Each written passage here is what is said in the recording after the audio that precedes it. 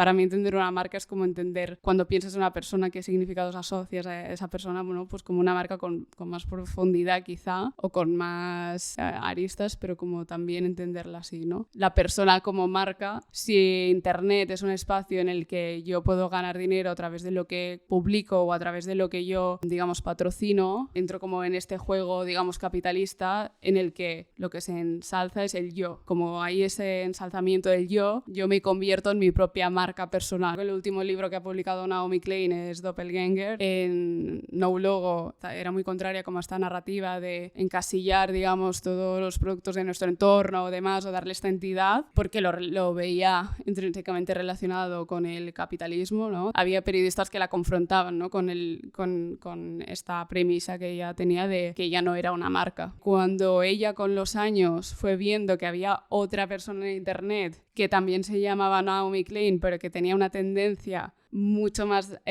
hacia la derecha y de un discurso reaccionario y de algo como que era justo lo contrario a lo que ella es, ahí, digamos, es donde se pone a escribir Doppelganger, ¿no? y a narrar, digamos, este quebradero de cabeza que le genera que haya otra persona que se llame como ella y que asocien precisamente significados a su persona que ella no ha defendido en su vida, ¿no? Y con los que ella no está de acuerdo. El tema de la marca personal ya no es solo algo de Internet, sino que yo creo que es algo de prácticamente desde que existe la historia, que hay marcas personales, ¿no? Antes de empezar con el episodio, si os gusta el podcast, suscribíos al canal y dadle al like. Y si estáis muy motivados, sabed que hemos creado un patrocinio que nos ayuda muchísimo a hacer este proyecto sostenible. Tenéis más información en la descripción. Disfrutad del episodio.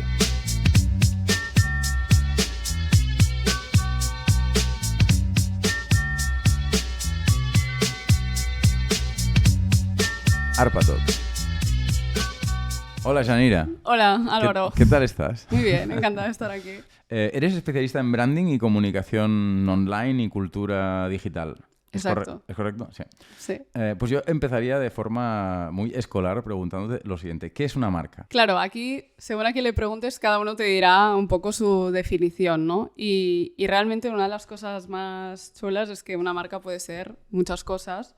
Principalmente, a mí lo que siempre me gusta decir es que es un conjunto de significados, ¿no? Y de hecho, muchas veces cuando se trabaja una marca y eliges trabajar con un modelo concreto de marca, como muchas veces trabajamos con el modelo molécula de marca, precisamente ahí es donde empiezas a trabajar junto con, si estás tú trabajando tu marca personal o la de un cliente, por ejemplo, con todos los significados asociados a esa marca, ya sean positivos o negativos, ¿no? O sea, un poco hacer un ejercicio de transparencia y entender un poco qué te viene a la mente, ¿no? Cuando piensas en X marca o qué significados quieres que queden en la mente de tus posibles consumidores, usuarios, clientes, cuando interactúen con tu marca, ¿no? Y ahí hay un poco, siempre cuando lo reduzco a un poco a un ejercicio que se entiende muy fácil, es cuando tú piensas en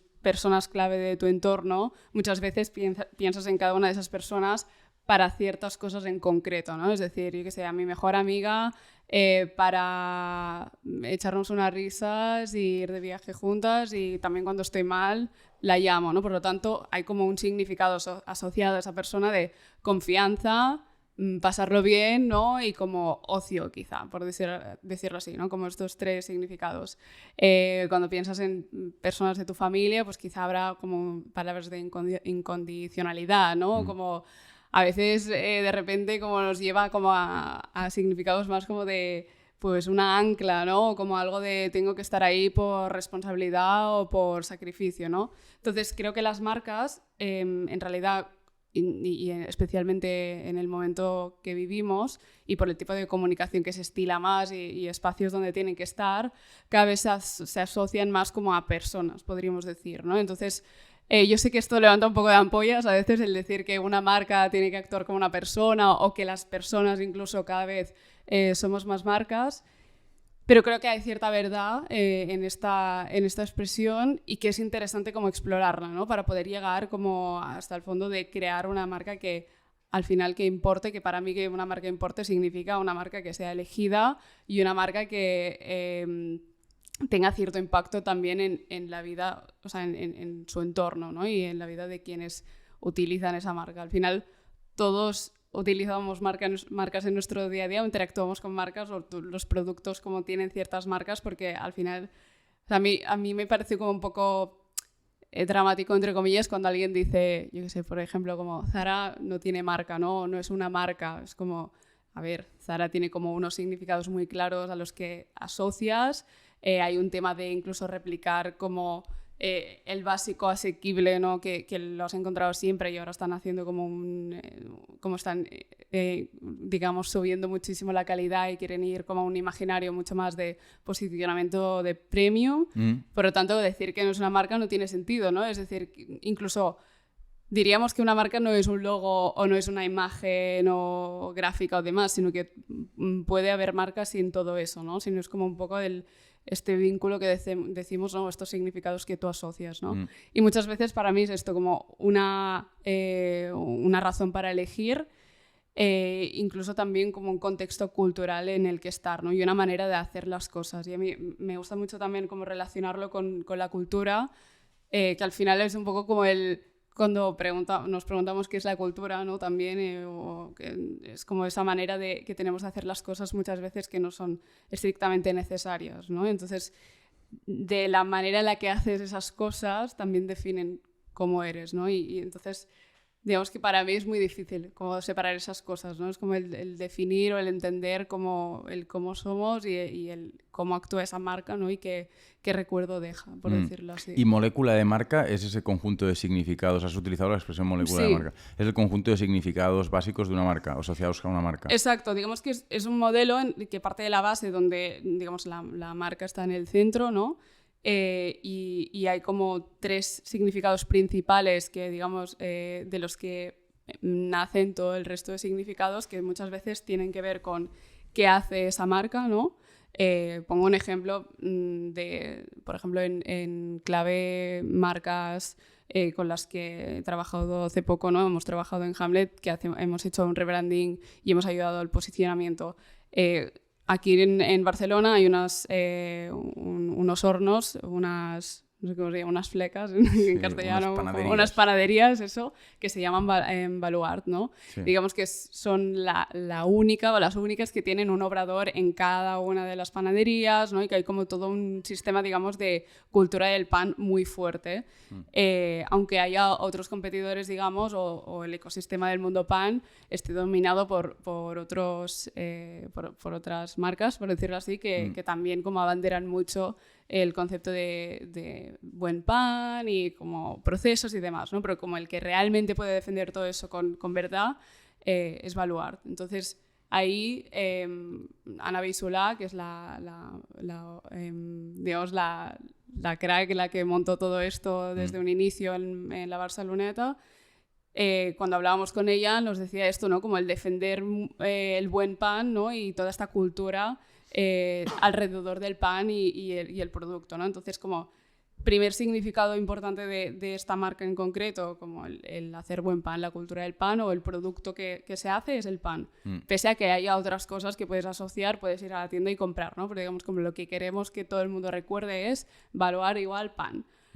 Luego hay toda una parte, digamos, de la manera en la que se hacen las cosas, en este caso en Baluart, que es como siempre con un punto más como de... quizá no lo verbalizamos así, ¿no? Pero fue un poco como la pasión por el trabajo que se está haciendo, ¿no? Como con entusiasmo, por decirlo así, que de ahí nace un poco como la cultura a la hora de, digamos, contratar a perfiles, por ejemplo. Es como tiene la persona que contratemos tiene que tener un brillo en los ojos, aparte de ser muy buen técnico, entender bien cómo funcionan los procesos y demás. Como no queremos a nadie que no entre dentro de estos parámetros, ¿no? Y luego hay otro de los significados core, por decirlo así, o principales, que tiene que ver con la comunidad a la que se dirige la marca, por decirlo así, ¿no? O la comunidad principal de esta marca, que puede ser comunidad o comunidades. O sea, normalmente trabajamos en clave comunidades, que ahora como explicaré un poquito más esto, porque para mí es muy, muy importante también, especialmente en un entorno digital y demás. Pero sobre todo aquí hablábamos como de un tipo de perfil como del hedonista consciente, por decirlo así, ¿no? Es decir, un perfil que busca comer bien, pero ahora también como que en su día a día el comer bien se traduzca en comer buena comida, ¿no? O sea, como el disfrutar comiendo, por decirlo así, ¿no? Entonces, a partir de aquí nacen como todos los otros subsignificados, ¿no? De cada una de estas cosas. Es decir, cuando hablamos del pan, por ejemplo, pues hablamos de los procesos de horneado, ¿sabes? O la masa madre, o los diferentes ingredientes, o como que el pan esté dorado, por ejemplo, porque eso te da como el secreto detrás del buen pan es ese dorado, porque significa que ha estado como los minutos justos en el horno, ¿no? Y como todas estas cosas que están relacionadas con eso.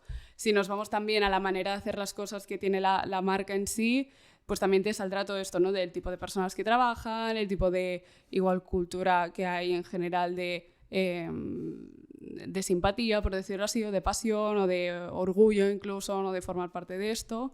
Y cuando nos vamos al tipo de perfil al que nos dirigimos, ¿no? En este caso, pues también te salen como un subconjunto de intereses, ¿no? Un poco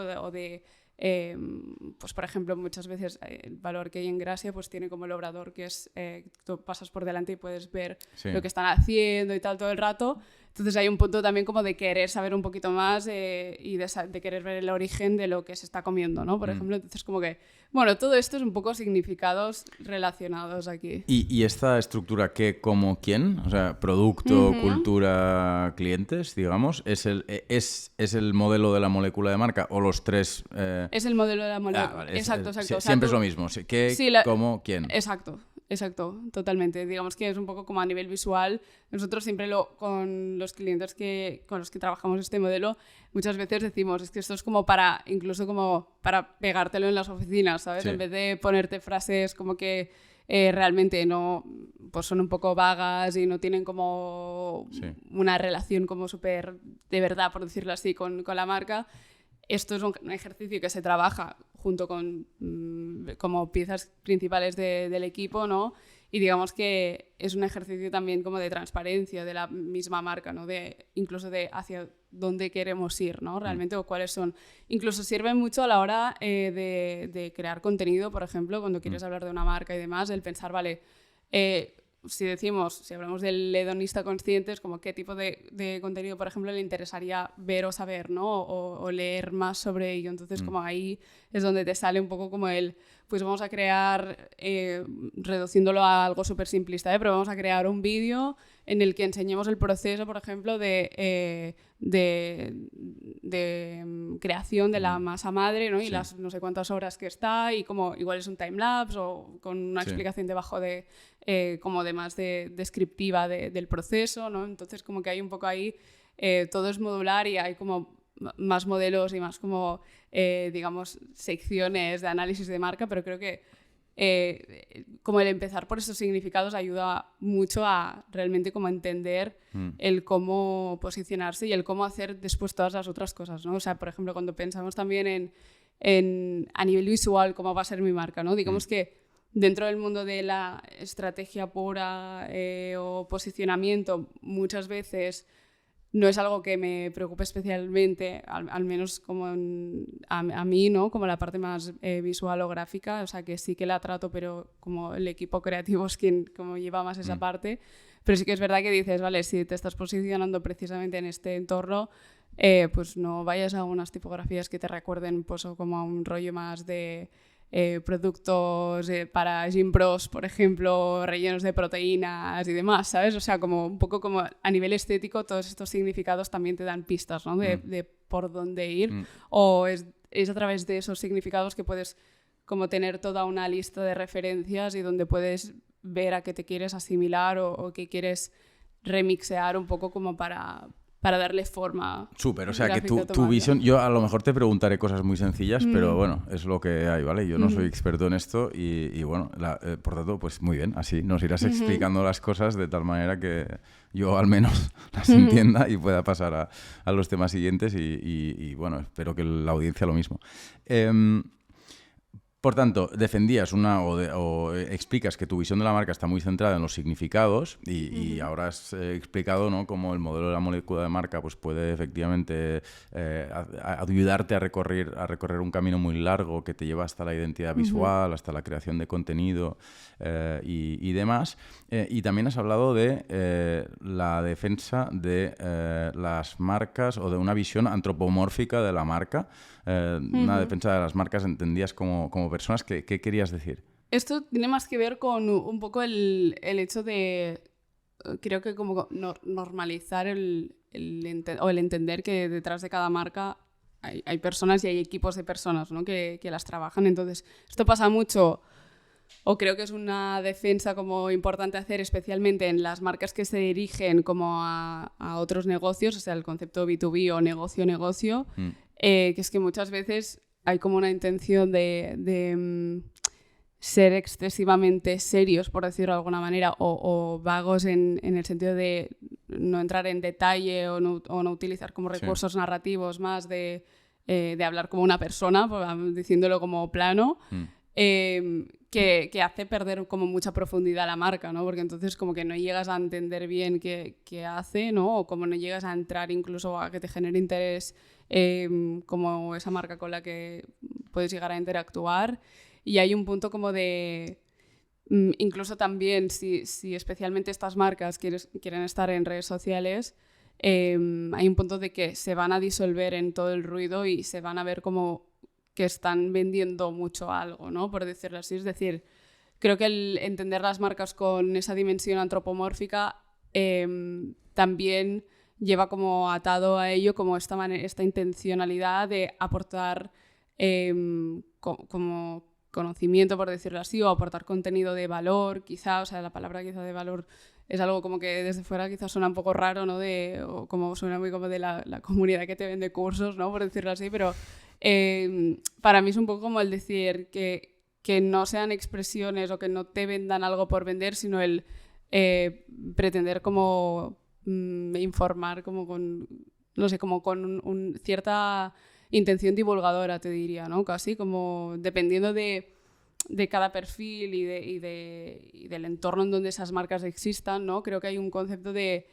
o una idea de explícame cosas que me interesen, ¿no?, por decirlo así. Y en este aspecto, o sea, para mí es como una afirmación que no se puede como desentender del momento también que vive Internet y del momento que vive como todo el ecosistema de creadores de contenido / influencers / celebrities, ¿no? Es decir, hay un ejemplo que pues, ayuda a entender muy bien todo esto, que es la familia de las Kardashian en Estados Unidos, ¿no?, que digamos que son como la realeza de Estados Unidos, por decirlo así, aunque ahora estén perdiendo un poquito de relevancia cultural, ¿no?, pero como son unas hermanas que, bueno, el padre fue el que, digamos, defendió a O.J. Simpson en su momento, como que todo viene un poco de ahí, ¿no?, que ahí empezaron como a tener como relevancia en clave de Beverly Hills, tuvieron como un reality que aún sigue, ¿no? Y digamos que cuando empezaron las redes sociales,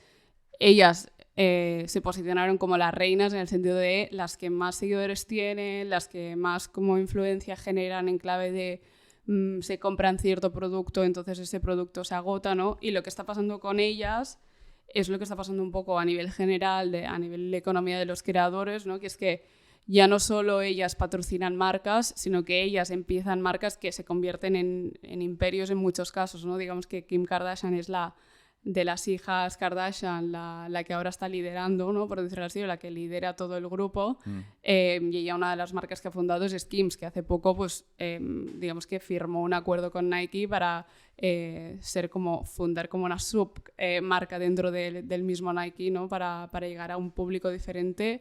Y para formar parte como de todo ese ecosistema, ¿no? Entonces lo que pasa con ellas es que cada vez que, o sea, a medida que van creando negocios, que van abriendo como más espacios en ese aspecto como sí, del entorno del mundo de los negocios, cada vez como sus seguidores, digamos, las deshumanizan un poco más, ¿no? En el sentido de que no las entienden tanto como personas, sino como como marcas claramente, ¿no? De, vale, con Kim Kardashian asocio estos significados. Y una de las cosas que pasó, que justo ahora estaba ella como en el juicio, digamos, de 10 años después o sea, a ella le robaron en París hace 10 años no sé cuántos millones valorados en joyas, digamos, a punta de pistola, ¿no? Y eso fue un momento en el que, digamos que ese punto de, vale, las personas cada vez son más marcas, se vio como, digamos, de manera muy tácita, porque digamos que todo el mundo, la reacción de internet fue como reírse mucho de ella, ¿no? Como generar mucho meme o como que no sentir como empatía, por decirlo de alguna manera, ¿no? Sino como decir, bueno, esta persona es multimillonaria, tiene no sé cuántas marcas y es como, no empatizo con ella a nivel de que en una dimensión es otra persona como yo y si me pasara a mí esto, como qué mal, ¿no? Sino como simplemente esto a mí no me podría pasar en la vida porque nunca en la vida estaría en una situación en la que me pueden llegar a robar no sé cuántos millones de euros en joyas, ¿no? Entonces ahí como que se empezó a ver como esta diferenciación entre o es entender como la persona como una marca, ¿no? Y las marcas que cada vez más se van acercando más a ser como personas. De ahí también un poco como en estos últimos años que hemos visto marcas como Duolingos o en España el caso que se pone hasta las saciedades, el de KFC, ¿no? El de Kentucky Fried Chicken, pero Ryanair también, y cada vez más marcas que hablan realmente en su manera de hablar y todo, hablan como personas, porque todo el mundo sabe que detrás de esa marca pues hay un community manager o un content creator que está publicando ese contenido, ¿no? Como que no es el fundador de la empresa, no sé qué, escribiendo ese tweet, ¿no? Entonces como que, bueno, para mí forma parte como de todo esto, ¿no? Como está como que se diluye un poco en los significados entre ambos perfiles. De ahí un poco lo que te decía de que para mí entender una marca es como entender, o me gusta relacionarlo un poco como cuando piensas en una persona, qué significados asocias a esa persona, bueno, pues como una marca con más profundidad quizá, o con más aristas, pero como también entenderla así, ¿no? Y al final también una de las cosas que pasan aquí y que es inevitable, ¿no? Es como sobre todo el contexto político-social, ¿no? Es decir, si Internet es un espacio en el que yo puedo ganar dinero a través de lo que publico o a través de lo que yo, como creador de contenido, ¿no?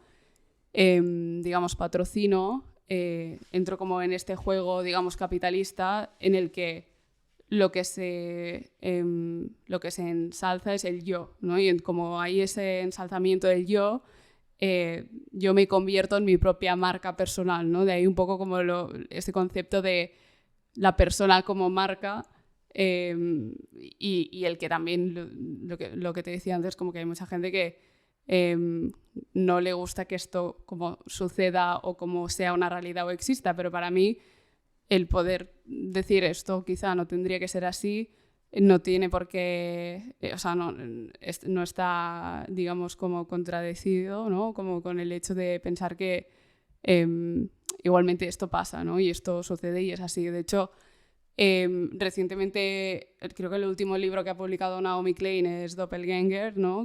Donde precisamente ella habla un poco como de todo esto, ¿no? Es decir, ella en No Logo hablaba como hacia digamos, esta oda a las no marcas, ¿no? O al quitarte el logo de toda tu ropa, como no ni hacer, o sea, hacer caso omiso a todas las marcas con las que te relacionabas, y como era muy contraria como a esta narrativa de encasillar, digamos, todos los productos de nuestro entorno o demás, o darle esta entidad, porque lo veía intrínsecamente relacionado con el capitalismo, ¿no? De hecho, no sé quién dijo como que las marcas son el mejor regalo que nos ha dejado el capitalismo. Y precisamente cuando ella estaba durante la rueda de prensa presentando el libro de No Logo, había periodistas que la confrontaban, ¿no? con esta premisa que ella tenía de que ella no era una marca, por decirlo así, ¿no? Que ella no tenía una marca. De hecho, esto lo hablaba con mi amiga Mar Manrique, que como es periodista y reflexiona mucho también en torno al mundo de la comunicación, las marcas personales, y especialmente en el mundo del periodismo, como es algo que digamos que es un tema muy candente siempre, ¿no? Y también, como hablábamos precisamente de esto, ¿no? De que cuando ella con los años fue viendo que había otra persona en Internet que también se llamaba Naomi Klein, pero que tenía una tendencia mucho más hacia la derecha y de un discurso de un discurso reaccionario y de algo como que era justo lo contrario a lo que ella es, ahí, digamos, es donde se pone a escribir Doppelgänger, ¿no? y a narrar, digamos, como este quebradero de cabeza, por decirlo así, que le genera que haya otra persona que se llame como ella y que asocien precisamente significados a su persona que ella no ha defendido en su vida, ¿no? Y que ella con los que ella no está de acuerdo. Entonces ahí es un poco donde, en este libro como que da vueltas un poco sobre este concepto, ¿no? Y bueno, o sea, justo también esto, con Mar también hablaba y comentábamos, ¿no? Que el tema de la marca personal ya no es solo algo de Internet, sino que yo creo que es algo de prácticamente desde que existe la historia que hay marcas personales, ¿no? Y sobre todo porque siempre interesa mucho como que haya un perfil protagonista que te ayude como a conectar más con la situación o con el momento. El año pasado que todo el mundo hablaba del Imperio Romano, ¿no? Pues como cada emperador romano tenía sus significados, ¿no? Nerón estaba loco, entonces como que ya directamente como que es algo que lleva como años, ¿no? como existiendo y no desde un punto de vista necesariamente consumista, por decirlo así, sino de situación, incluso casi de... igual que cuando encasillamos las cosas, ¿no? Muchas veces son como maneras de nosotros mismos contarnos historias para tener como un control de la situación ante la que estamos, ¿no? Pues creo que un poco lo mismo en clave, sobre todo, como marcas personales o marcas, ¿no? Bueno, me vienen diferentes preguntas a la cabeza, pero una cosa entiendo que hay dos fenómenos que corren en paralelo, pero que son diferentes. Por un lado, la obsesión por el desarrollo de la marca personal de los fundadores y de los altos cargos, de los directivos de las empresas. Y por otra parte, la tendencia a intentar que las marcas en sus diferentes plataformas de emisión de mensajes hablen en un tono que refleje el origen humano de dichos mensajes, ¿no? No sé si son dos cosas diferentes o si, en fin, me estoy explicando. ¿Por qué crees, yendo primero a la segunda cuestión que estaba comentando ahora, ¿por qué crees que necesitamos que el ChatGPT hable como nosotros y que las marcas hablen como nosotros? Yo creo que... ¿Y ha ocurrido algo diferente a lo largo de esto? O sea, ¿hay alguna alternativa? Yo creo que necesitamos como que hablen como nosotros, porque al final es como nuestra manera de relacionarnos con el entorno, ¿no? Es decir, quizás un ejemplo que no todo el mundo, con el que no todo el mundo llega a conectar, porque igual no todo el mundo ha tenido mascotas, por ejemplo, ¿no? Pero... yo creo que, o sea, yo por ejemplo, o en mi casa tenemos una tendencia muy rápido a que todas las mascotas como las humanizamos muy rápidamente, ¿no? Como que les damos como sus propios diálogos y como... Bueno, al final dices, esto me cuadra, o sea, me cuadra que mi mascota tenga esta personalidad, ¿no?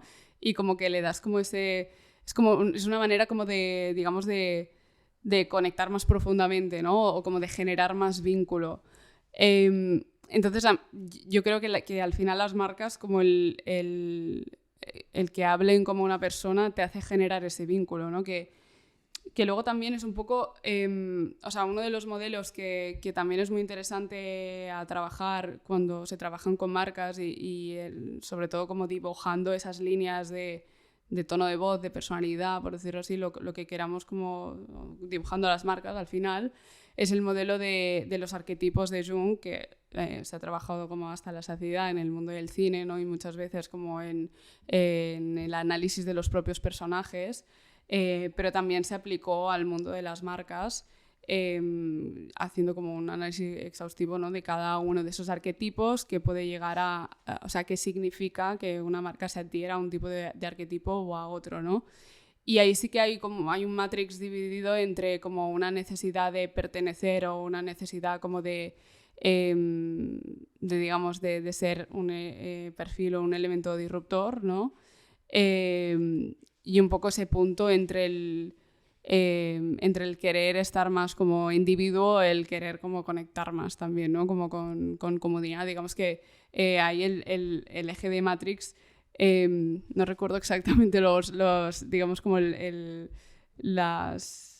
como los nombres exactos de cada uno de ellos, pero sí que ves como los 12 arquetipos y ves muy claramente, ¿no? Como un perfil de marca que está dentro de ser como más como un perfil del sabio, que podría ser como una marca como el New York Times, encaja perfectamente dentro de ese arquetipo. Te hablará siempre desde un punto de vista de yo tengo como toda la información de esto que te estoy explicando, mi intención es como digamos compartir este conocimiento, ¿no? Y siempre con un punto quizá más como de bueno, precisamente de sabieza y de darte muchos datos, ¿no? Por ejemplo, de no ser simple o escueto, incluso de hablarte con un tipo de idioma que no siempre va a ser como excesivamente democrático, ¿no? En este caso, sino como que igual tienes que buscar cosas o tienes como que esto no lo acabas de entender o es para un grupo específico, el mundo de la academia puede estar también como un poco ahí, ¿no? Pero luego te vas como a un perfil más como de arquetipo de como el guy next door, que se dice, ¿no? Como el chico como normal, una persona normal, encuentras pues una marca como IKEA, ¿no? Por ejemplo, que al final te habla desde un punto de vista como muy de tú a tú y es como incluso en sus anuncios, ¿no? Pues sale el perro que se mea en la alfombra y te dicen, bueno, pero tranquilo porque solo cuesta 10 euros la alfombra, ¿no? Y te puedes comprar otra y es como todo es asequible, todo es fácil y como este punto de entendemos que tu casa pueda ser un caos porque la nuestra también lo es, ¿no? Entonces hay como ese punto de generar vínculo realmente, ¿no? Y precisamente creo que no te sé decir casos en los que no se haga eso y digamos que y se triunfe, ¿no? En cierta manera. O sea, el hecho de que las marcas tengan personalidad o como tengan todo este conjunto de significados no significa que tengan que ser públicas o estar hablando todo el rato, generando impacto hacia afuera todo el rato. O sea, también puede ser como un grupo muy concreto que busca como, digamos, compartir conocimiento o charlas o demás y hay una fricción muy grande para entrar ahí, ¿no? Por decirlo así, y como simplemente hay 20 personas que forman parte como de esta pequeña comunidad o de este grupo y hay como unas normas y unos comportamientos que son muy propias de este propio grupo, ¿no? Y digamos que en cierta manera también o sea, habrá como una comunicación para llegar, para generar ese vínculo, para que todos nos entendamos, ¿no? Es decir, creo que precisamente muchas de las marcas que no tienen esto en cuenta, ¿no? O que no han hecho como una reflexión intencional de cómo quiero comunicar o qué quiero comunicar, a veces hay ese punto de estar perdidos, ¿no? Diría. Bueno, entiendo que el New York Times no habla como una persona. Tiene una personalidad, pero claro, eso es casi nominalismo. O sea, exacto. Le puedes, o sea, se puede hablar de personalidad de una mesa también. Exacto. Pero en realidad la mesa no tiene personalidad. Las personas percibimos la mesa de una determinada manera y llamamos, metemos, ¿no? En el paraguas de personalidad un conjunto de significados. Yo creo que queda claro lo que estabas diciendo. Exacto. ¿Qué cosas tiene que saber hacer una marca hoy? Una, claramente, primero, entender sus significados principales, ¿no? O sea, entender cuál es su identidad o su personalidad. Sí. ¿Qué más? Bueno, la principal es el producto. O sea, si una marca, o sea, al final es lo que ofrece, ¿no? Ya sean servicios, productos, para mí todo se puede clasificar como producto. Tiene que saberlo hacer muy bien, porque al final, por mucha capa de narrativa que tú le apliques a cualquier cosa, ¿no? A cualquier producto. Cualquier producto, cualquier lo que sea, si ese producto después como no vive, o sea, no llega a esas expectativas que se crean en torno a él, porque una marca muchas veces también es precisamente expectativas, ¿no? Y como que hay quien dice también que muchas veces una marca o incluso como los productos que vende tienen en parte también fantasía, ¿no? Porque como justo todas esas expectativas que te has generado en torno a una marca o en torno incluso al mundo de la comida, el voy a tal restaurante, qué tal va a estar todo esto que me voy a comer, porque todo mi entorno me ha dicho que este sitio es increíble, te va a encantar, muchas veces estás como teniendo la experiencia de comer en ese restaurante, pero a la vez también estás como tus expectativas y todo el imaginario que has generado en torno a esa experiencia también está contigo, ¿no? Digamos, como que al final ese contexto te acompaña. Entonces, para mí principalmente es esa capacidad de hacer un buen producto, ¿no? De ayudar a o de resolver o de ser útil, por decirlo así, ¿no? Muchas veces al final quizás se resume en eso, en ser útil. Lo que suele obsesionar a las empresas es, sin embargo, la creación de contenido, ¿o me equivoco? O sea, entiendo que está la cuestión del significado, de la identidad, de la estrategia, está la cuestión del producto, pero eso generalmente no lo lleva la gente de marketing. Las organizaciones o las empresas suelen estar organizadas precisamente de tal forma que se separa muchas veces el producto del marketing o de la comunicación o del branding. Yo creo que depende, o sea, yo creo que hay muchas cosas que obsesionan a las empresas y a veces en la creación de contenido está como en el último escalón de todo. Sí, me refería más al mundo o sea, la gente que se dedica al marketing, al branding y tal en las empresas. Pero sí, perdona, sí. Sí, o sea, es que también depende del rol que precisamente tenga como producto dentro de una empresa y que tenga como comunicación o marketing, ¿no? Es decir, como muchas veces, como idealmente esta figura como del guardián de marca, por decirlo así, de una empresa, con quien trabaja más conjuntamente es con el CEO, ¿no? Y tiene como esa... se montan esos planes como de negocio conjuntamente incluso, ¿no? Y de esto habla muchísimo Anna Angelic, que ya tiene la newsletter de Sociology of Business, que defiende mucho esta figura, que creo que tiene sentido, ¿no? Como del Chief Brand Officer, que tiene tanto una visión de marketing de la empresa, que sabe desde ponerte un precio a montarte como un plan más en el entorno paid, por decirlo así, o como ayudar a que ciertas cosas más relacionadas con los números pasen, por decirlo así, ¿no? Y luego tiene toda esta parte más como quizá de visión de comunicación o creativa, que tiene la capacidad como de darle esa capa como de criterio a la marca, de creación de contenidos o de campañas o de ejecuciones más creativas, ¿no? Para mí como digamos, el que se encarga de la marca o Chief Brand Officer es como la figura más clave, ¿no? Y el tema de si a las empresas les obsesiona esa creación de contenido, para mí es un poco la respuesta que el contenido es una de las maneras de tangibilizar esa estrategia que se puede llegar a trazar, ¿no? O que se puede llegar a decidir de cada una de las empresas. Y también que al final el contenido es una manera de generar significado y de generar como todos estos significados mucho más efectiva que otras cosas, ¿no? Muchas veces, porque te obliga también a pensar en qué quiero decir, priorizar, ¿no? Y como qué cosas quieres que se asocien a tu marca, ¿no? Es decir, si tú constantemente estás publicando sobre filosofía, pues la gente te va a venir a buscar a preguntar sobre filosofía, ¿no? Incluso muchas veces a nivel marcas, ¿no? Incluso hablábamos antes de sector editorial, ¿no?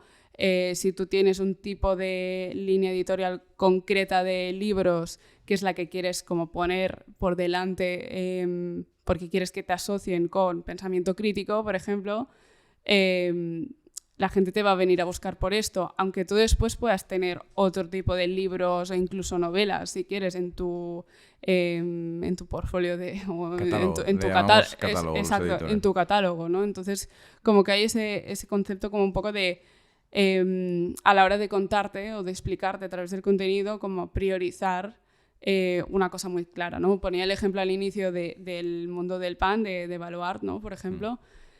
ellos no solo venden pan, sino que también tienen pues croissants buenísimos, pasteles, etcétera, ¿no? Y una Café. de las café, exacto. Y unas cosas que veíamos era como si queremos posicionarnos igualmente como referentes del sector del mundo del pan, ¿no? Y como que la gente nos siga viendo así y queremos que preservar esa esencia pese a que se crezca y se sigan abriendo más locales, que nuestra comunicación vaya enfocada también hacia ahí, ¿no? Hacia pongamos el pan delante de todo. Esto ha pasado también mucho con Danone. Yo no he trabajado directamente con Danone, pero sí que el equipo fundador de Hamlet, donde estoy ahora, llevó durante muchos años la cuenta y desde Danone se trabajaba puramente la idea de asociar el yogur a algo saludable, ¿no? Y es como dentro de Danone, dentro de todo el catálogo, portfolio de productos de Danone, también hay la copa de chocolate con nata, por ejemplo, y eso no tiene nada de sano, ¿no? Pero ¿te voy a hacer anuncios de eso constantemente? No, te voy a hablar como de Activia, del Bífidos, del no sé qué, del yogur como algo que tiene calcio, que tiene proteínas, ¿no? Y como toda mi campaña, todo mi PR, toda mi conversación en medios y demás va a ir relacionada con quiero que entiendas que Danone es saludable, ¿no? Como que es bueno para ti y como que es algo que te va a ayudar en tu día a día. Entonces, como que un poco... creo que por eso digo que el Chief Brand Officer es interesante que trabaje como muy alineado con el CEO o con el fundador o con la persona, digamos, directora, porque al final todo lo que tú comunicas es como lo que tú priorizas, ¿no? Realmente, porque será lo que la gente más fácilmente asociará con tu marca, ¿no? Danone es una empresa muy interesante, también un buen ejemplo de cómo se te puede todo ir bastante a la mierda en poco tiempo, porque Danone tiene 3 divisiones y las 2 más importantes son las de productos lácteos y la de agua embotellada. Y bueno, ahora con Trump pues ya nada importa, ¿no? Con lo cual pues supongo que ya no habrá problema para Danone, pero en un momento dado hubo muchísima presión contra la compañía, precisamente porque sus 2 principales actividades podían ser sustituidas por productos de sustitución con un impacto medioambiental mucho menor. En el caso de los productos lácteos, o bien por productos lácteos vegetales, o bien por otros productos de sustitución, porque sabes que los productos lácteos industriales tienen unos impactos medioambientales muy importantes e incluso un impacto sanitario muy cuestionable, porque hay muchos yogures que tienen un concentrado de grasa y de proteína animal artificial que es criticado por muchos médicos, por la comunidad científica dedicada a la medicina. Y claro, en el caso del agua embotellada ya no te cuento, ¿no? O sea, es como lo del coche y el transporte público.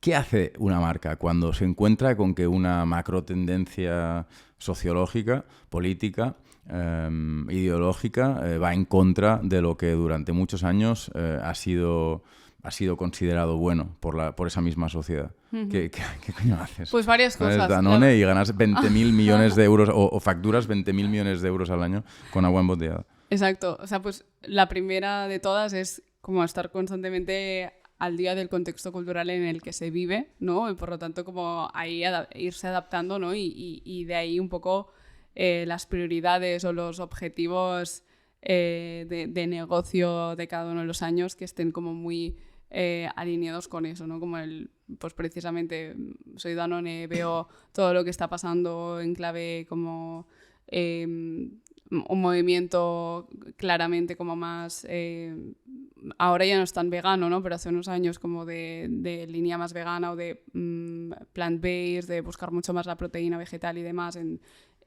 tanto por impacto como por salud, ¿no?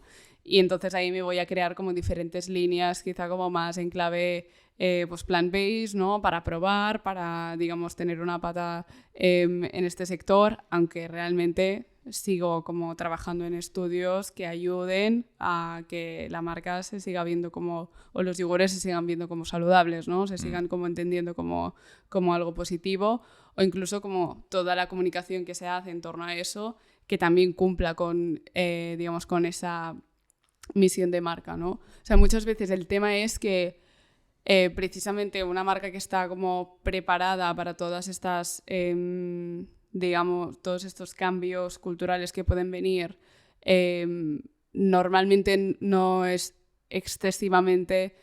no es una marca que esté excesivamente centrada en el producto. Es decir, ¿no? Como que Danone no defiende todo el rato como somos yogures de leche de vaca, por decirlo así, defienden ¿no? la salud, el bienestar. Exactamente. Defienden valores. Exacto. Y es como, ¿qué significa en 2025? Ahora mismo no estoy trabajando con ellos, ¿no? Directamente, pero ¿qué significa en 2025 para Danone la salud? Pues es como, vale, pues mira, seguramente ahora mismo, por el momento en el que estamos a nivel como cultural, la salud significa longevidad, ¿no? Y la salud significa que cada vez vivimos más años y cada vez queremos vivir mejor, ¿no? Y entonces ahí, obviamente, tienes extremos como el caso de Brian Johnson, que es un perfil como que tira mucho de la ciencia o la pseudociencia de probar en el mismo distintos métodos para vivir más y mejor. Tienes como una tendencia cultural que cada vez más se va al origen de la comida y de las zonas azules para entender bien qué hace que haya zonas del mundo donde hay una tasa de población que se acerca mucho más a los 100 años y qué tipo de alimentos consumen y demás, ¿no? Por lo tanto, como vamos a reforzar eso como quizá en nuestros productos, ¿no? Como yo qué sé, de repente hago pues como ahora no está, ¿no? Pero una tontería, pero yogur con aceite de oliva, ¿sabes? En plan, porque ahora de repente esta es la gran tendencia que no existe, pero como el aceite de oliva se ha relacionado con la longevidad, ¿no? Pues es lo que le metes ahí, ¿no? Como realmente es el estar muy pendiente de todo esto y hay equipos y agencias y demás en torno a ellos que revisan muy bien todo esto para que, digamos, sea lo más impredecible, o sea, sea lo más predecible posible todo el futuro que al final no sabes hacia dónde va a ir muchas veces. Y después también, pues en muchos casos, pues hay una conexión constante o sea, a través de lo que son las relaciones públicas de la prensa, de mantener un estatus, de mantener cierta, digamos, como reputación, de fundar estudios, ¿no? Como al final ahí depende un poco como del presupuesto que tenga cada marca, ¿no? Pero sí, como cubrirse las espaldas se sabe un rato, ¿no? Entonces yo creo que sobre todo es esto, como el no cerrar los ojos o estar muy pendiente de qué está pasando a nivel clima cultural y qué gusta, qué no gusta, qué palabras es correcto poner y qué no, ¿no? Entonces, incluso a veces hay temas de batallas legales, ¿no? Porque los yogures bífidos, si no me equivoco, al inicio como no se podían, no sé si se llamaban... bueno, precisamente se llamaban bífidos y tuvieron que quitarlo de bífidos, sí, porque no era verdad, ¿no? Entonces como que especialmente en Europa hay muchísima más regulación. En Estados Unidos, que comentabas antes, ahora pues ahora por ejemplo está habiendo como un movimiento de nuevas bebidas que todas tienen probióticos y todas te hacen como vivir hasta la eternidad, sí, que digamos que allí ese wording, o sea, esas nomenclaturas en el packaging mismo de los productos está permitido, pero esto no puede ni ir a Canadá ni puede entrar en Europa porque está prohibidísimo. Como engañar, entre comillas, al consumidor así, ¿no? Entonces depende un poco del contexto. Entiendo que entonces una de las ventajas de ser abstracto en la definición de una personalidad, de un conjunto de significados, es también este mismo, ¿no? Poder ser agnóstico al respecto del tipo de producto al que te dedicas. Que cambian las tendencias, cambias de producto. Esto deja a las marcas y a los que contribuís a construir buenas marcas en una posición delicada, quiero decir, ética y políticamente delicada o interesante. Entiendo que la marca se debe dejar llevar por la corriente. Yo no creo que sea un llevarse por la corriente, sino como el alinear bien qué propósito tienes, ¿no? Es decir, si tú como marca, me lo llevo al campo de la investigación y del mundo científico, ¿no? Por ejemplo, si tú como marca lo que quieres es contribuir a que siempre se pueda hacer como investigación dentro del mundo pues farmacéutico, por ejemplo, de la manera más eficiente y que mayor impacto positivo genere o menos impacto genere en general, como tu propósito, ¿no? Si esa es tu intención, igual ahora durante unos años tú estás trabajando con animales vivos, por ejemplo, porque es un requerimiento a nivel legal que ciertos productos para el corazón, por ejemplo, se testeen en animales, ¿no? En cierto tipo de animales. Hay una parte que obviamente pues, a todo el mundo nos encantaría que eso no sucediera, pero a la vez, si eso no estuviera pasando ahora mismo, pues habría mucha gente que estaría muerta porque no se habría avanzado en conseguir X producto para el tema de pues, cardiopatías, ¿no? Por ejemplo. Entonces yo como marca contribuyo a ayudar como a este sector, pero a la vez lo que quiero es que cada vez, pues, en vez de utilizar animales, si puedo utilizar un clon de no sé qué dentro de unos años o puedo utilizar un modelo robótico que replique a través de células madre, ¿no? Como el mismo sistema de testeo con la misma rigurosidad que si lo hiciera un animal vivo y demás. Entonces mi propósito no tiene que, o mi manera de comunicar es un poco más tricky, que esté relacionada con el animal en sí, por ejemplo, o con el animal en el que testeas, sino que es mejor que hables de que eres una marca como que ayuda a que este research suceda, ¿no? Sí. Entonces, para mí ahí la respuesta no es tanto como voy a cambiar con la corriente, sino como voy a siempre intentar como hacerlo lo mejor posible, y dentro de eso, pues qué propósito puede ser lo más amplio, pero a la vez lo más concreto posible, ¿no? Como para no tenerlo que cambiar, porque al final, tipo, tu branding a nivel visual puede cambiar, tu manera de hablar puede cambiar, los canales en los que estés pueden cambiar, las comunidades a las que te diriges pueden cambiar, porque todas son como muy... dependen mucho como ahí sí que hay como de las modas o de las tendencias o de la manera de actuar de los humanos al final, ¿no? Como nuestra manera de relacionarnos y nuestra manera de consumir información, por ejemplo.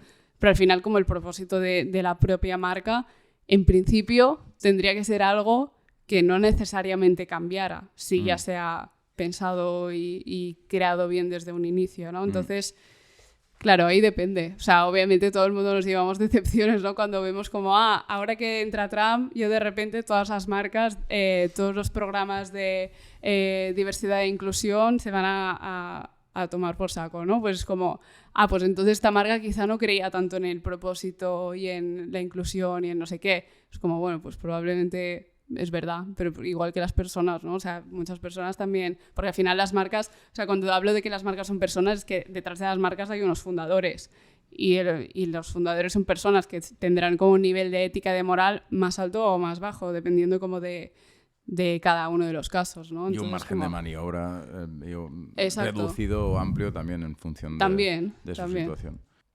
¿Hay marcas que te obsesionan muy especialmente? Sí. Realmente muchas marcas. Te diría que quizá es más como por... A veces me pasa como un poco por verticales de interés, ¿no? Es decir, como... A mí siempre me ha gustado muchísimo el mundo de la moda, por ejemplo. Sí que es verdad que luego cuando empiezas como a indagar más, pues hay como perfiles súper interesantes dentro del mundo de la moda, y luego hay veces hay como cierto punto de superficialidad en algunos sectores que pues dan o sea, como son un poco más decepcionantes, por decirlo así, ¿no? Pero creo que el mundo de la moda trabaja muy bien las narrativas, en la creación de mundos, ¿no? Y justo es el fenómeno como de generar un mundo alrededor de tu marca es algo que me fascina y me parece que es de lo más interesante que está pasando ahora, ¿no? En torno a la creación de marcas o el mundo de la comunicación o demás. ¿Quién hace esto especialmente? O sea, yo pienso mucho, por ejemplo, o sea, dentro del mundo del sector quizá más lujo, que también es el sector que más pasta tiene para invertir en esto. Sí. O sea, por ejemplo, Loewe, dentro de lo que es la creación de contenido en Internet y especialmente en TikTok, por ejemplo, pues es como un soplo de aire fresco a la hora de aproximarse precisamente a estas comunidades que ya existen online, ¿no? Y como generar contenido relevante, a la vez también como ensalzas el proceso artesanal que hay detrás de tus productos, ¿no? Y como todo el concepto de marca en general, ¿no? Como con un punto como también más divertido, pero sin entrar constantemente en el shitposting o en el generar como contenido de meme por generar, ¿no? Sino como guardando muy bien todo lo que es tu territorio, ¿no? Dentro del mundo de moda también, por ejemplo, está... Déjame preguntarte una cosa y perdona por la interrupción. ¿Es posible que en realidad el producto de Loewe te dé igual, en el sentido que si mañana el producto de... Fendi, dime otra marca. Fendi, Balenciaga. Balenciaga. Si Balenciaga hace muy buena comunicación mañana, entiendo que te empezará a gustar el producto de Balenciaga, ¿no? O sea, entiendo que también la comunicación y el branding son tan importantes porque no hay mucha diferencia entre productos. Yo creo que hay un mix o sea, justo en el mundo de la moda precisamente se juntan como diversos factores, ¿no? O sea, creo que hay un punto de herencia o de legado de muchas de estas grandes marcas que tiene mucho peso, por lo tanto es como que ya tiene cierta relevancia que Loewe haya evolucionado hasta donde lo que es hoy, ¿no? O que Balenciaga como haga ciertas apuestas o demás, porque tienen todo ese bagaje histórico que precisamente también como les permiten posicionarse dentro del mundo del lujo.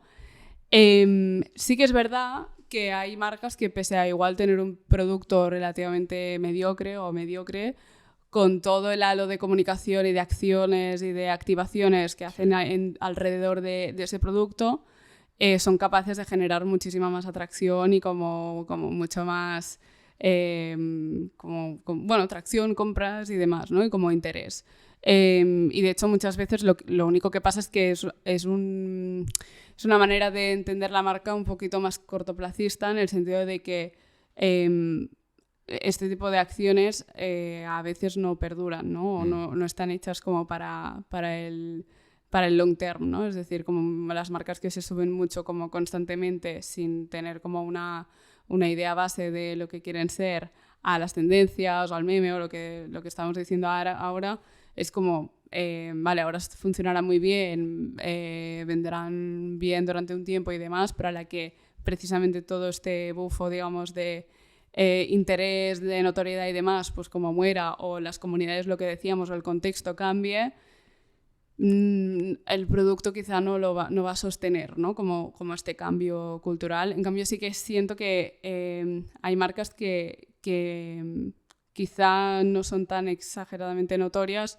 pero sí que cuidan muy bien como ese propósito al que se dirigen, esa comunidad, ¿no? Como intentan como mínimo que no sé, como que no mueran, ¿no? O sea, volviendo un poco al tipo de marcas que te decía, o sea, el mundo de la moda me encanta, me gusta muchísimo también, pues como muchas marcas están ahora como conectando también con todo lo que son los clubs más, precisamente, por ejemplo, Miu Miu, como organizo para la Semana de la Moda un club de lectura, ¿no? Y como hay todo este punto de querer relacionar a el tipo de perfil que compra en Miu Miu, ¿no? Que forma, o sea, que bueno, entre Prada y Miu Miu son de Mi Chica Prada, las dos marcas, como que la chica que compra Miu Miu sea como un perfil un poco más intelectual, que va a clubs de lectura, que tiene este tipo de debates con sus amigas, ¿no? Como me parece una manera también como de construir mundo interesante, más allá de la moda en sí, ¿no? Vale. También porque creo que precisamente una de las cosas más buenas del mundo de la moda, y que de ahí que no todo el mundo comparta esta visión, es lo que hace que te decepciones, ¿no? Cuando entras un poco más en el mundo, es que el mundo de la moda vive mucho del contexto cultural y de todo el entorno, ¿no? Y aquí, o sea, me encanta lo que decía Vivienne Westwood en su momento, ¿no? De si te estás decidiendo entre estudiar moda o biología, estudia biología, porque la moda, o sea, ya podrás trabajarla o hacerla una vez tengas toda esta base de biología y de entender cómo funciona el mundo y cómo funcionan las cosas, ¿no? Entonces, como que el mundo de moda me gusta mucho, me interesa y me parece como un espacio en el que fijarse también para trabajar muchas otras cosas.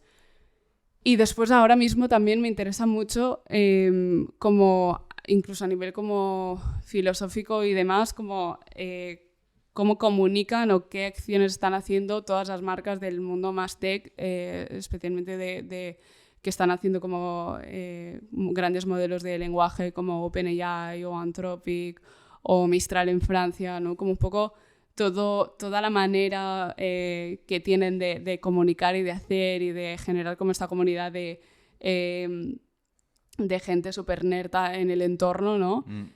También porque son un tipo de empresas que ahora mismo pues tienen como esa convicción de que están cambiando la manera de que funcione el mundo, ¿no? Están como aportando nuevas capas de significado, incluso hay todo este debate en si se va a conseguir la inteligencia general y demás, ¿no?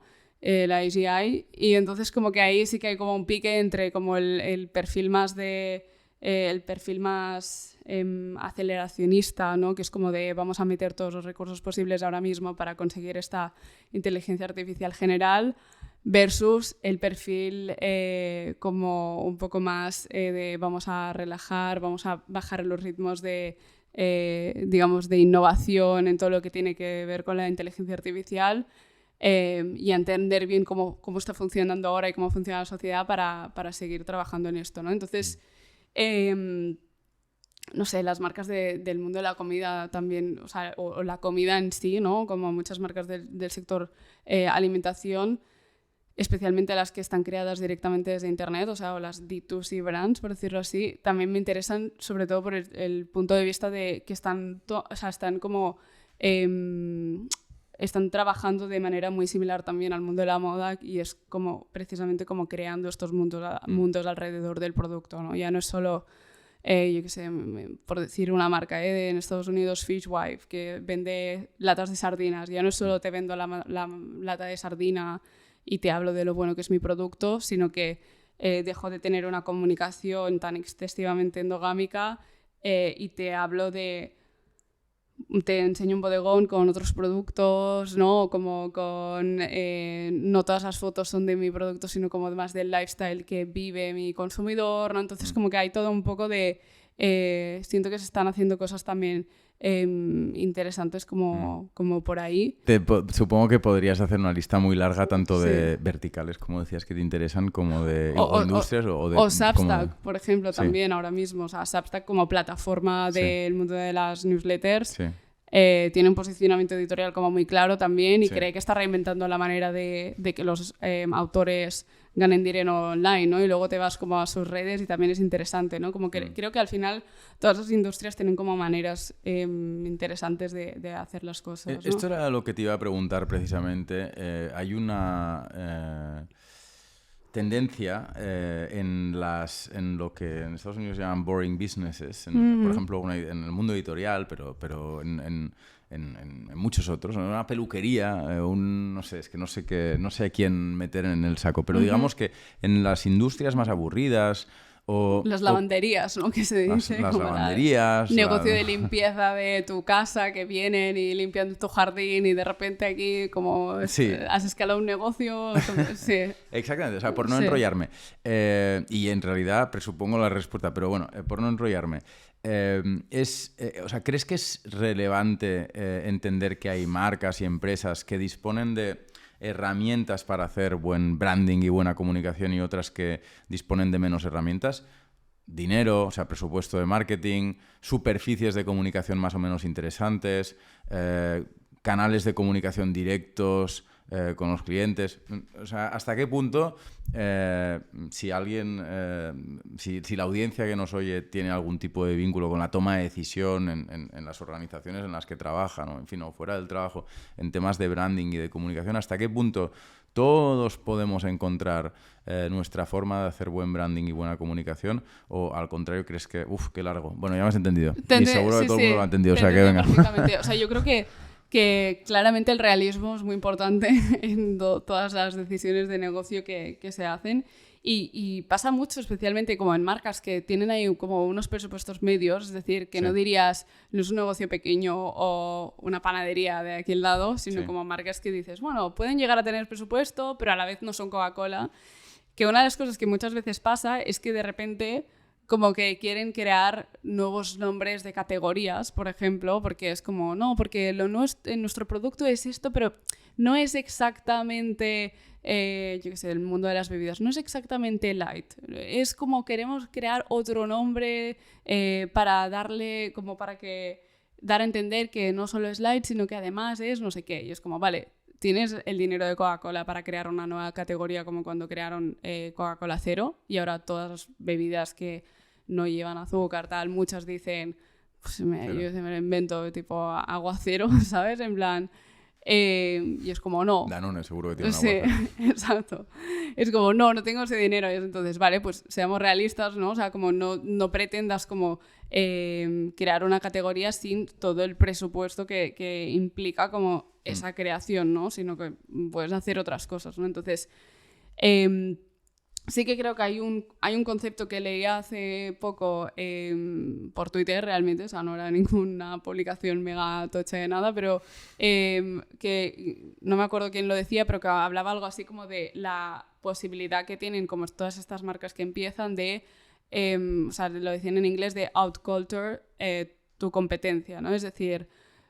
cuando tu competencia en realidad es una multinacional o es un gigante del sector, por decirlo así, hay como muchos vicios adquiridos y muchas burocracias internas en estas empresas que hacen que los cambios muchas veces sean como mucho más lentos o ya están dentro de un roadmap y no hay posibilidad como de digamos de moverse ni un milímetro de ese roadmap porque es una organización y necesita como que todo eso pase, ¿no? Entonces, como hay un concepto como más, bueno, esto que decimos que te decía de loud culture, que es como ser capaz de estar en espacios que igual a los que no se espera que esté una marca en especial y que muchas veces el impacto que se empieza generando es pequeño o forma parte como de una comunidad como más pequeña, pero que al final todo eso como va creciendo va generando como mucho más impacto del que se espera, ¿no? Muchas veces esto puede ser precisamente a la hora de decidir entrar en un canal de redes sociales antes que otras marcas porque precisamente no necesitas una aprobación de no sé cuántos comités para abrir un nuevo canal.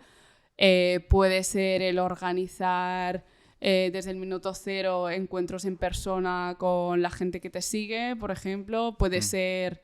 o sea, puede ser como muchas cosas, ¿no? Pero es decir, esto no lo puede generar como mi competencia o un gigante del sector porque no tiene el tiempo ni la logística ni entra en los planes, ¿no? Ni se va a justificar dentro de estos sistemas, ¿no? Entonces sí que creo que hay maneras al final como de ser o de significarse más allá del pues meter muchísimo dinero en tal sitio, ¿no? Y entonces como conseguir como más visualizaciones o como campañas o estar en tele o demás, ¿no? O sea, un poco... Pues no hay dinero, como mínimo tiene que haber talento humano, ¿no?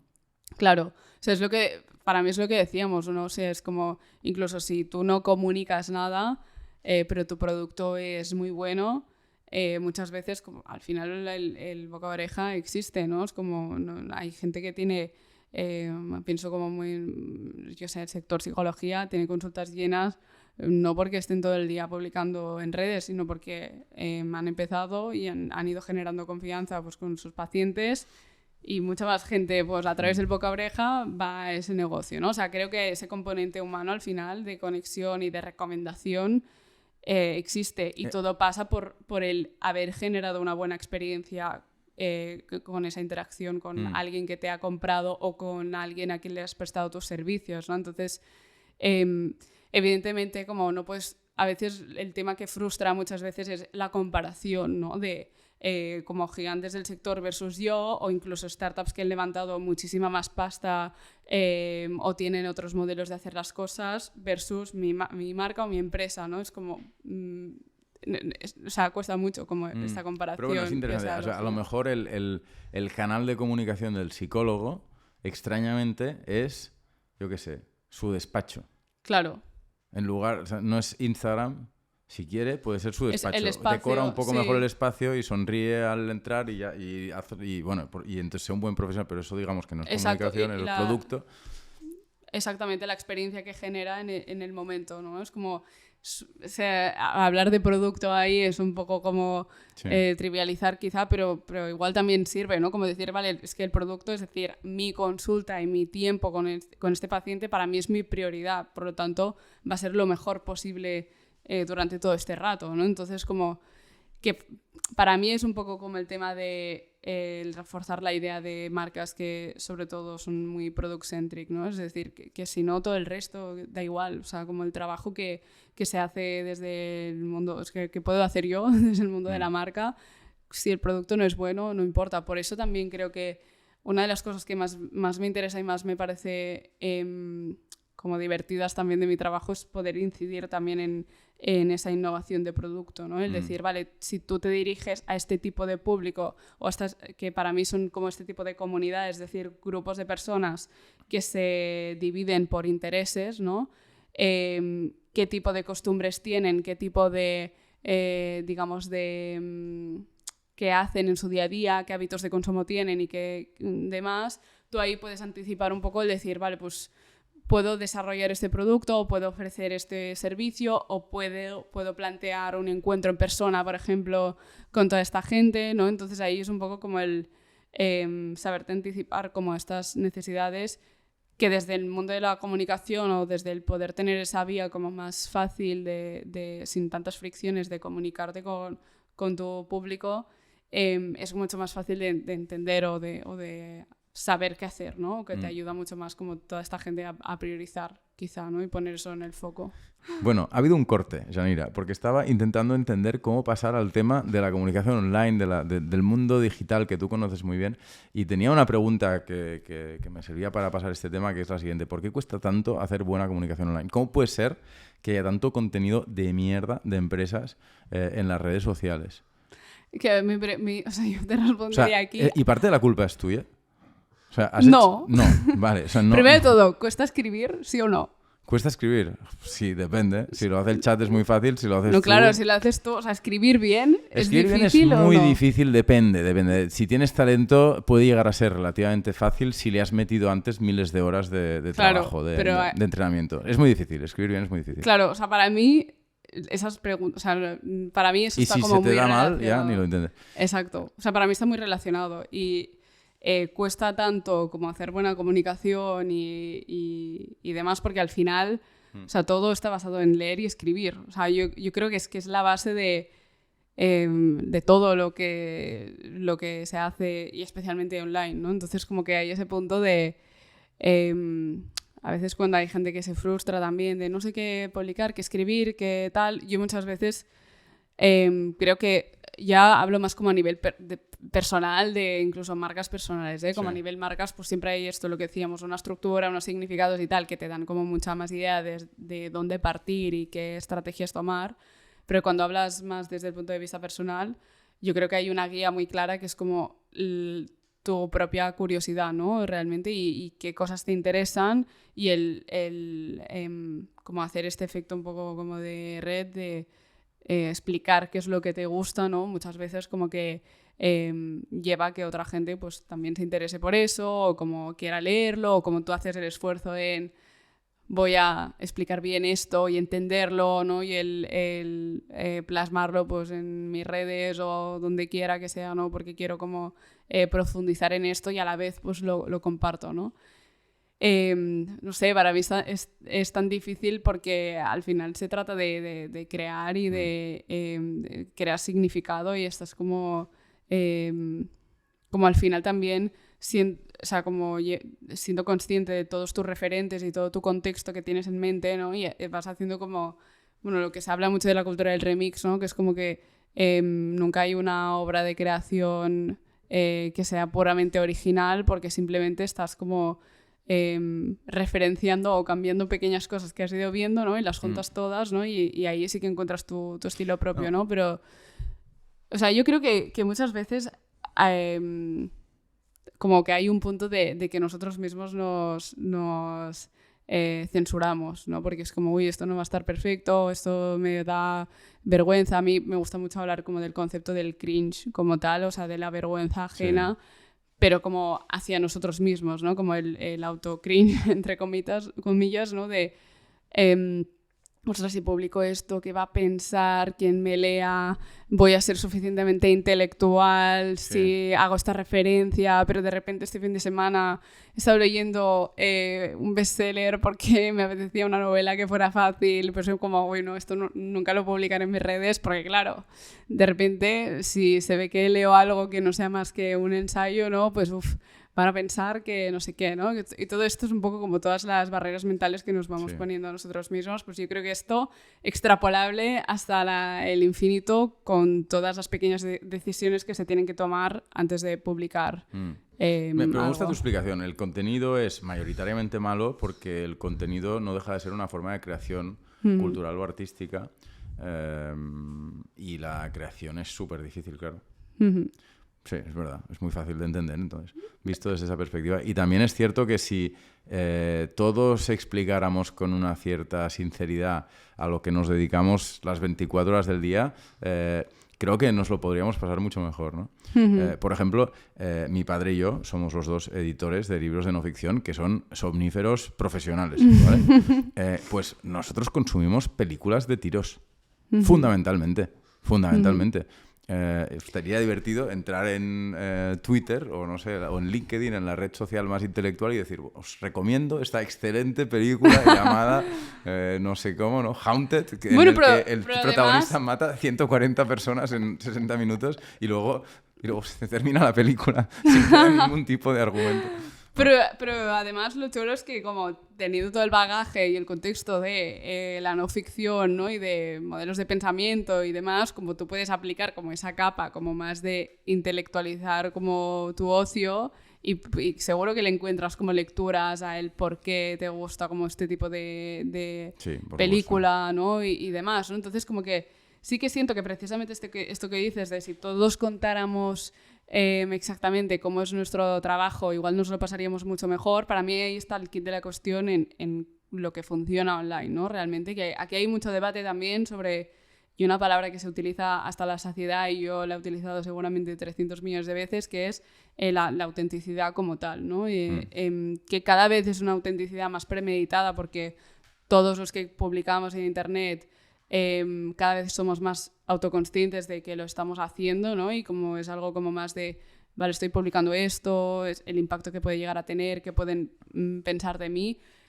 Aunque pensemos que no, o yo muchas veces me diga a mí misma que no, que yo publico sin un calendario de nada y que tipo lo hago porque me gusta y demás, o sea, 100% lo hago por eso, pero a la vez también a veces piensas, uy, este tweet que me he quejado de no sé qué, voy a borrarlo porque digo, es que tampoco quiero que se asocie como esta queja sobre un tema que a lo mejor la he tenido durante como 15 minutos y luego se me ha pasado, ¿no? Bueno, es que la autenticidad es una palabra muy complicada. Sí. Porque en realidad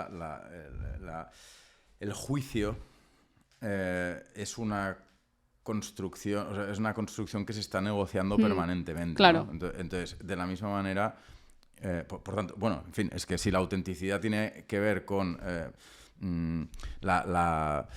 no sé, el carácter verdadero o permanente de un juicio, bueno, en fin, no quiero...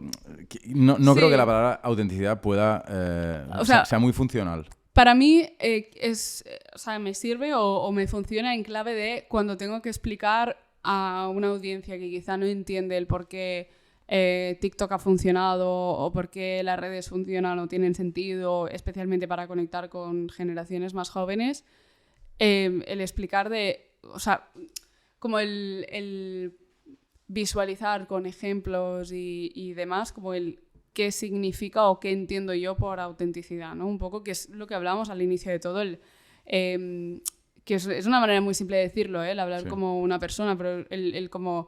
Precisamente es como todo lo que rodea a tu proyecto, tu empresa, tu marca, lo que tú haces. Hay muchas cosas que solo, o sea, las estás experimentando tú y que el resto de gente ni las conoce ni las sabe, y que es como hay un punto de que para mí pueden ser súper obvias y yo pensar, esto ni lo voy a explicar porque todo el mundo ya sabe qué es esto, y muchas veces te das cuenta como al socializar algo, a explicarlo, incluso con un grupo de amigos o con tu familia, cuando explicas algo, que la gente que se puede quedar muy sorprendida de, ostras, ¿en serio esto es así? Pues nunca me había planteado que esto pasa de tal manera, ¿no? O que había tal nivel de complejidad, por ejemplo, en un sistema de traducciones de tal, ¿no? Entonces como que siento que este punto como de decir, de comunicarte desde la autenticidad es un poco como de entender Internet como un medio más en el que expresarte como tú te expresarías en el día a día, ¿no? Entonces como, no sé, me sirve, quizá no es la mejor palabra para definir como el panorama o la intencionalidad detrás, pero sí que un poco como el decir, o como que el tipo de perfiles de creadores de contenido, por ejemplo, que triunfan entre gente muy joven, son los que están constantemente narrando o explicándote qué sienten o qué no, ¿no? Yo que sé, ahora mismo, por ejemplo, Plex está haciendo una vuelta al mundo en 80 días y muchas de las cosas que hacen que conectes con él, ¿no? Como espectador, es su manera de explicar como los viajes, lo que siente. Si hay alguna promoción, hablar abiertamente de estoy aliado con esta cadena de fast food, por lo tanto cuando vaya a Viena voy a tener que probar la comida que hay en de esto, pero ya sabéis que esto es lo que hace que yo pueda seguir haciendo estos vídeos, ¿no? Entonces como que hay esta relación con el espectador de confianza de, vale, me está diciendo como la verdad, entre comillas, ¿no? Un poco, sí, y yo creo que... pero luego a lo mejor se suicida mañana y en el vídeo parece felicísimo. Sí, claro, pero... Cosa que pasa continuamente. Sí, claro, pero, bueno, pero al final es un poco la ficción que nos queremos creer o con la que conectamos, ¿no? Realmente que nunca pero eso va a no ser... tiene nada que ver con la autenticidad. O sea, para mí es como un arma de... O sea, como que sí que hay como cierta autenticidad y como mínimo los códigos son de autenticidad. Vale. ¿No? Como el código sí Códigos que es como de autenticidad. Sí que hay un punto de te estoy hablando desde lo que... O sea, como la manera de hablar, la manera de expresarse, la manera de todo. Sí.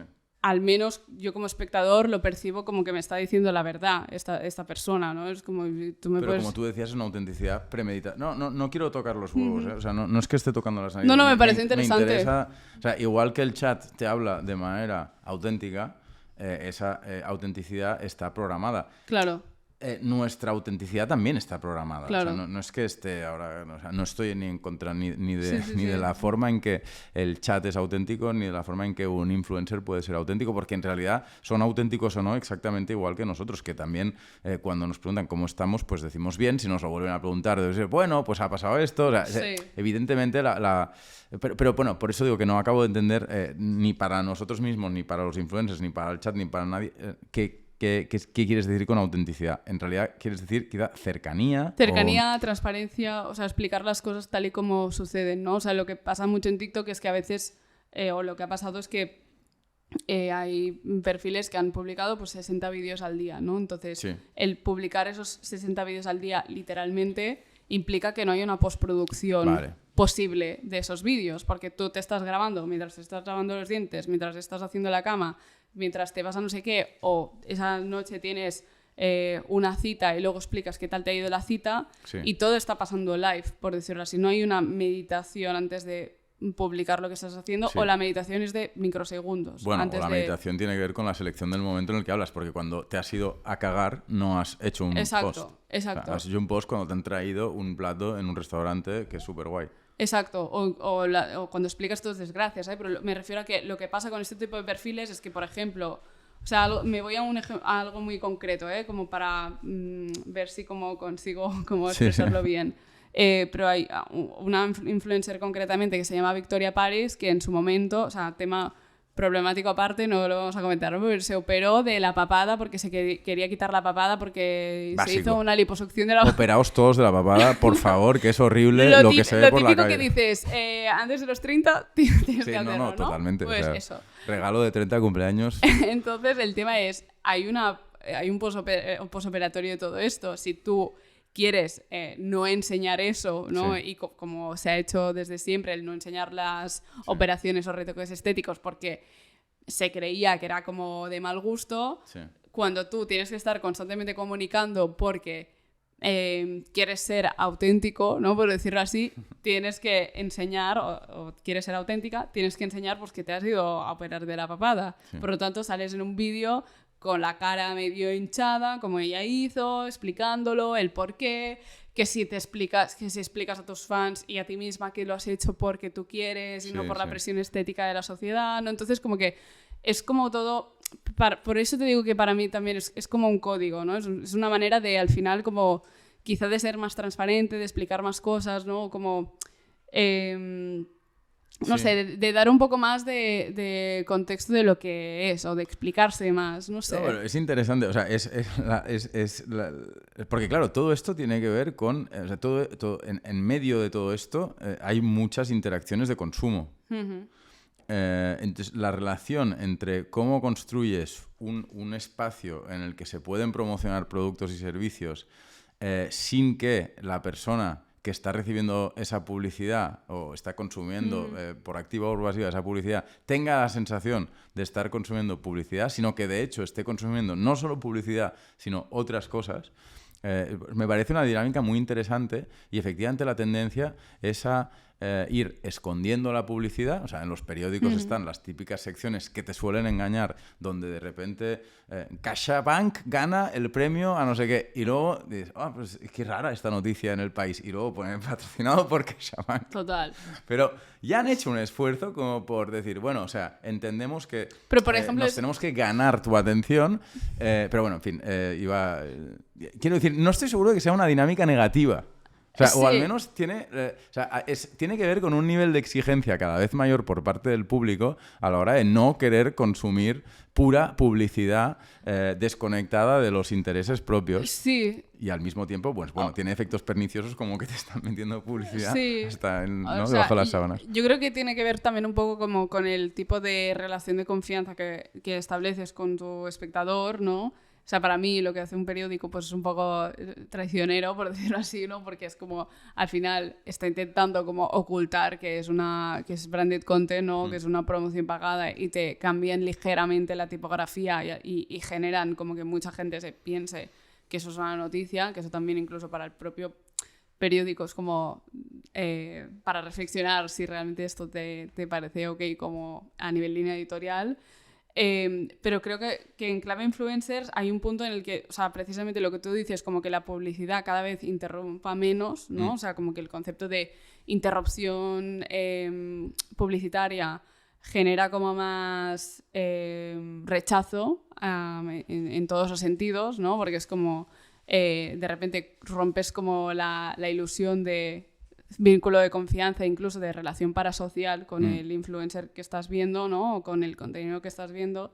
Y en cambio el que te expliquen de manera como más natural, como, o te narren como productos o servicios que están utilizando de manera como mucho más natural, juega mucho más en ese a favor de ese vínculo de confianza, o de incluso replicar como un amigo te recomendaría que te compres un robot de cocina, ¿no? Por ejemplo, o demás, es como te está hablando con unos códigos como muy similares, ¿no? Entonces, sí.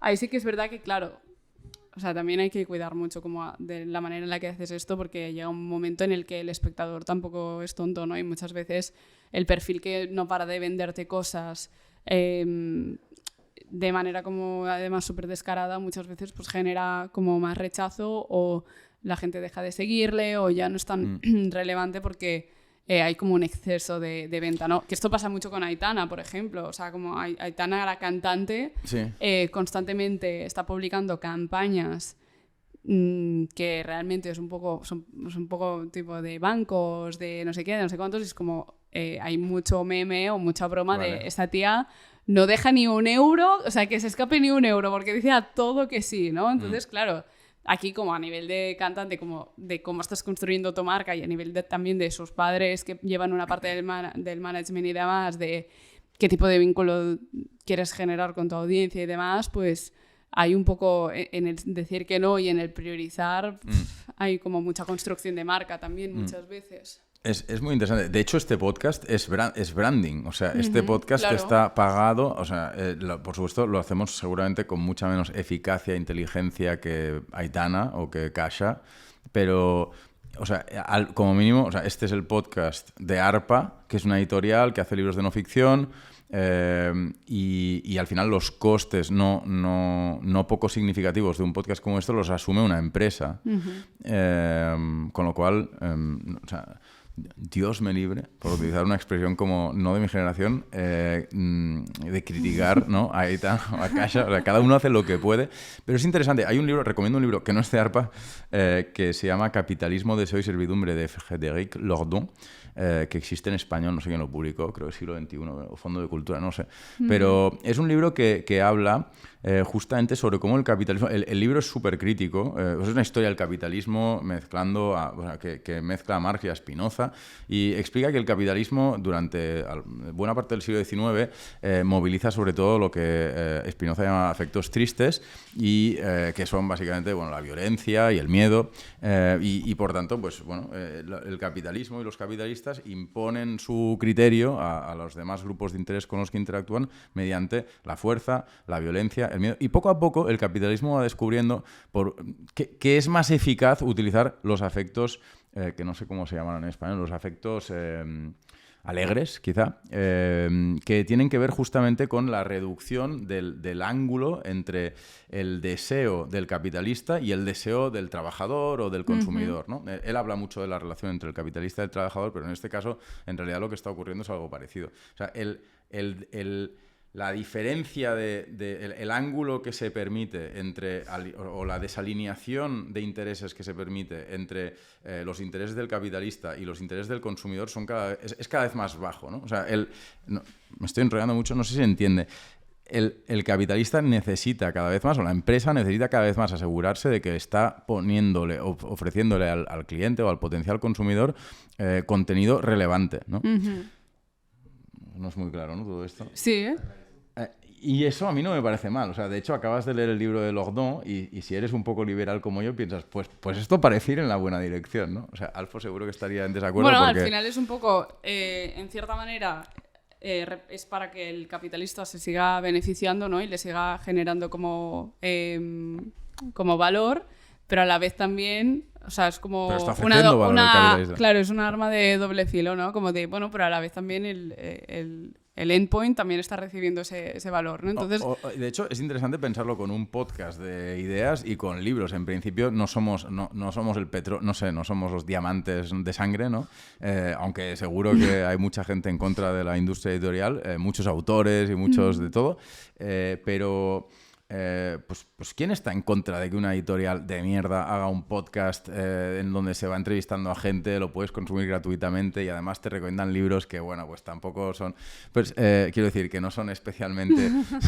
son buenos libros, claro. Están hechos con cariño. Pues luego si aplicas lo mismo, no sé, a los productos bancarios, pues en realidad hacen lo mismo, ¿no? Y como todo el mundo tiene que tener un banco, pues bueno... Exacto. Y también depende un poco de cómo te quieres tomar la vida, ¿eh? O sea, es como un poco si quieres intentar ver un poco el lado bueno de todas las cosas, ¿no? Y como, dentro del sistema en el que estás, pues intentar como que todo sea un poco mejor o con un poco más de intencionalidad como mínimo, ¿no? O si simplemente pues quieres ser más cínico, que personalmente es una manera que yo no podría vivir siendo excesivamente cínica porque no me levantaría mañana por la mañana, ¿sabes? Para ir a trabajar. Entonces como que creo que es hacer un balance, ¿no? Entre todo. Janira, te hago un par de últimas preguntas porque creo que tenemos que irnos. Pero estaba pensando antes de la entrevista en una cosa. Evidentemente lo digital ha generado una brecha generacional. Uh-huh. Y quería preguntarte... yo creo que la brecha generacional siempre existe, siempre existen, pero lo digital la hace más tangible y más visible, y como la exacerba, ¿no? O sea, como la hace como más exagerada en ciertas cosas, pero para mí siempre existe. Sí, totalmente de acuerdo con lo que acabas de decir. Te quería preguntar sobre justamente lo digital. O sea, ¿se está cerrando o se está abriendo cada vez más la brecha generacional en relación con lo digital? Y me explico, y no debería presuponer ninguna respuesta, pero bueno, mis padres en realidad están cada vez más cerca uh-huh. de nosotros. Uh-huh. O sea, han tardado más en entender lo que está ocurriendo, pero tengo la sensación de que cada vez están más cerca. Pero bueno, como yo no soy el experto y tú eres la experta, pues ¿tú qué piensas al respecto? O sea, ¿se están acercando los boomers y los de antes a las generaciones más jóvenes porque poco a poco lo digital va incluyéndolos o no? Para nada. Y lo que ocurre es que yo como millennial más bien me estoy alejando de los que vienen. Todo depende, ¿no? Y siempre como que mi intención siempre ha sido, por ejemplo, en ese aspecto como tender puentes, ¿no? O sea, te diría como que mi expertise principal es como el saber traducir todos estos fenómenos culturales generacionales, que para mí sí que tienen que ver muchas veces con la generación, aunque siento que está como... No está muy estudiado porque muchas veces dentro de la academia no se pone en valor o no se da como válido el concepto tan generacional en sí. Pero yo creo que precisamente como este tipo como de entornos de internet en el que constantemente están pasando cosas, está viendo como contenidos, está viendo como vídeos, artículos y demás, como que muchas veces estimula mucho nuestra curiosidad y eso es lo que hace que yo diga, mira, esta persona como me ha hablado de tal tema que yo igual no entendía, primero he accedido a esto a través de un TikTok, pero después de repente como que el TikTok me recomienda X libro, lo he leído, lo he entendido mejor, ¿no? Como que siento que muchas veces como que en clave online hay muchas como semillas, por decirlo así, que se van como plantando y que se van recogiendo, ¿no? Por parte de precisamente estas generaciones. Sobre todo también porque hay un punto en el que como hay más acceso quizá a la información de años atrás y demás, a veces también hay un punto como de romantización de tiempos pasados, ¿no? O de querer saber más cómo se vivía hace unos años, ¿no? O como que todo es cíclico. Entonces, no sé, yo creo que depende un poco de los casos, pero sí que es verdad que coincido en que hay un punto en el que hace unos años quizá cuando, por ejemplo, hablando de TikTok no era tan conocido, pues mucha gente era como, sí, el sitio es el de bailes, pero cuando la gente, digamos, de generaciones que en teoría presupuestamente no están en TikTok, empiezan a entrar a TikTok, empiezan a ver como que es un entorno divertido, donde aprenden, donde como hay como ese estímulo interesante, ¿no? Y ahí sí que empiezan a entender mucho más los códigos o empiezan incluso a... liberarse, quizá diría, de algunos prejuicios, ¿no? Y por ambas partes, también realmente, pero no sé, como que sí que me da la sensación de que hay un punto donde hay una intencionalidad por tender puentes, muchas veces. Depende, hay días que igual te diría que no tanto, pero en general creo que sí. Sí, no sé, depende un poco de los fenómenos. También hay, por ejemplo, ahora como que hay mucho interés en entrevistar como a personas que quizás son más mayores, entender sus puntos de vista, ¿no? Se da más voz también como a este tipo de perfiles, y hay como mucho ese concepto de, vale, es esperanzador, la vida no se acaba a los 30, por favor, ¿no? O sea, un poco como esta idea de nuevos referentes, quizá, diría, ¿no? Como que sí hay que ha llevado consigo Internet. Siempre terminamos con una pregunta que es, ¿a quién nos recomendarías invitar al podcast? Pues quizá a Manrique, que os he citado durante la conversación cuando hablábamos de Naomi Klein, porque también es alguien, amiga mía, periodista, y sobre todo con un enfoque muy claro sobre el mundo de los medios, conectar con nuevas generaciones también, formatos de contenido y... Bueno, está creando ahora un medio precisamente en podcast y en newsletter que se llama What If, junto con Emilio Domenech. Y creo que es futuro autor de ARPA, por casualidades de la vida. Sí, pues el equipo de cualquier persona del equipo What If sería alguien a quien recomendaría. Y, o sea, vale. Es que te diría muchas personas así como que me pueden ir... O sea, que me vienen a la mente. Decir, pero... hombres de más de 65 años, que es como nuestro target así duro. Es broma. No, pero podría pensar. Bueno, Xanira, un placer. Muchísimas gracias por haber venido. Y siento que hayamos tenido que ir un poquito más rápido que de costumbre. Ahora estábamos empezando a calentarnos. Sí. Pero nada, de verdad, muchas gracias. Muy interesante y espero que te hayas sentido a gusto. Muy a gusto. A vosotros.